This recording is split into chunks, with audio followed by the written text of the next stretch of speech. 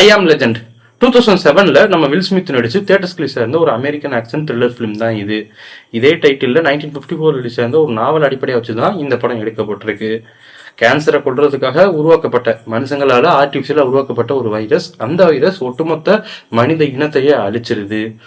பலர் செத்து போயிடுறாங்க, சிலர் வேற ஒரு பீஸ்ட் மாதிரி மாறிடுறாங்க. அவங்களால சூரிய வெளிச்சத்தில் இல்லை நார்மலாகவே வெளிச்சத்தில் அவங்களால சர்வை பண்ண முடியாது, இருட்டில் மட்டுமே வாழ்ற மாதிரி. அண்ட் அவங்க மனுஷங்களை பார்த்தாலே, மனுஷங்கன்னு இல்லை மோஸ்ட்லி வேற ஸ்பீசிஸை பார்த்தாலே அவங்கள போய் கடிக்கிறது.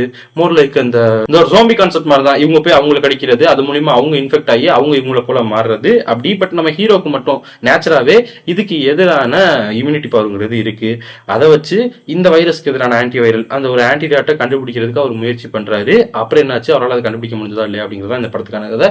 மோர் லைக் ஒரு போஸ்ட் அப்போகலிப்டிக் பீரியட்ல நடக்கிற கதை மாதிரி தான் இருக்கும். அவ்வளவு பெரிய சிட்டில அவர் ஒருத்தர் தனியா நாயோட வாழ்ந்துகிட்டு இருப்பாரு.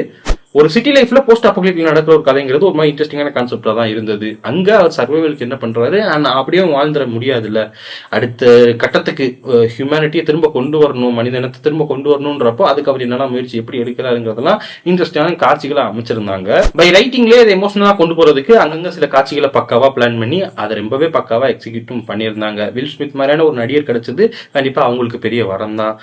பிளாஷ்பேக் போர்ஷன்ஸ் அப்பப்போ ஓப்பன் ஆகிற இடத்துல அவர் எமோட் பண்றதா இருக்கட்டும், ரொம்ப குறிப்பா அவரோட டாக் அவரை விட்டு பிரிகிற ஒரு காட்சி ஒன்று வரும்.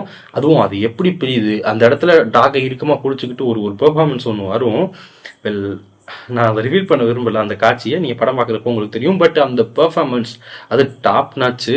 ஆக்சுவலா அவ்வளோ பெரிய சிட்டியில இவர் தனியா வாழ்றாருங்கிறதுக்கான காட்சிகள் அமைக்கப்பட்டிருக்கும்ல, அது ரொம்பவே கம்மி. In terms of number wise பார்த்தீங்கன்னா ஒரு சில காட்சிகள் மட்டும்தான் அப்படி அமைக்கப்பட்டிருக்க ஃபீலிங்கிறது வரும். ஏன்னா படத்தோட ரன் டைமும் கம்மி தான். ஆனா ஒரு கட்டத்துல அந்த தனிமையை நீங்களும் உணர்வீங்க. அந்த அளவுக்கு ஒரு பெர்ஃபார்மன்ஸ் வில் ஸ்மித் கிட்ட இருந்து. இப்படியான ஒரு பெர்ஃபார்மன்ஸ் ஒரு பக்கம் இருக்கு. டெக்னிக்கலா ஆடியன்ஸ் தசை திரும்பி போகாம இருக்கிறதுக்கு அவங்க என்ன பண்ண முடியுமோ அதையுமே இங்க பண்ணிருக்காங்க. ஸோ டெக்னிக்கல் ஆஸ்பெக்ட்ல பாக்குறப்பவும் பெரிய குறைகள் எதுவும் இந்த படத்துல நிச்சயம் நீங்க சொல்ல முடியாது.